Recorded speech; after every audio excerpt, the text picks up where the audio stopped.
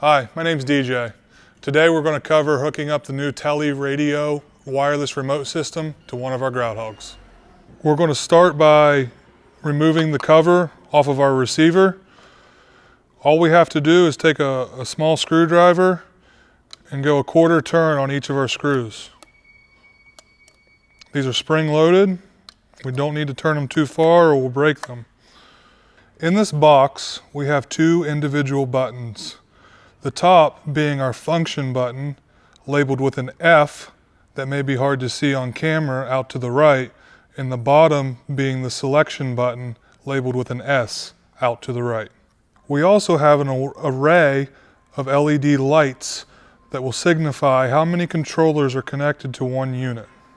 To start the connection process, we will unhook our wired normal remote by unscrewing the connector and pulling away. We can then align the tab with the cutout on the control or on the plug on the Grout Hog and hook that up. We will now screw in the same connector on the wireless system. After we have the connector hooked up, we know that we have power by the yellow LED light lit up seen here. To put the transmitter into pair mode, we'll turn the remote on using the middle or number 2 button.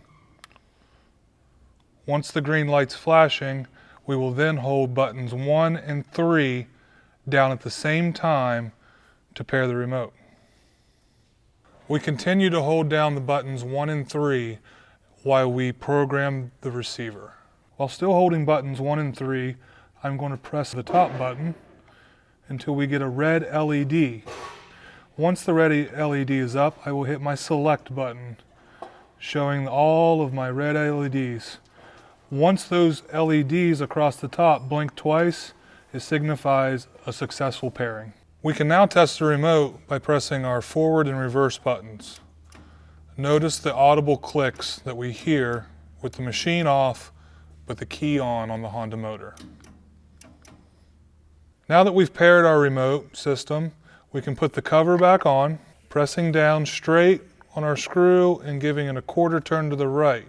After we've sealed up our receiver, we can now move on to the mounting process.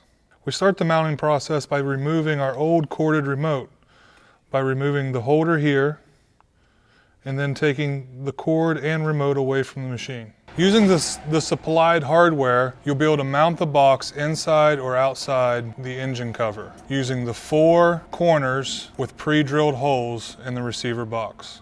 After we have secured our receiver box, we will neatly tuck our wires up in the machine, and we can use the same holder that our old corded remote used to help secure the cable.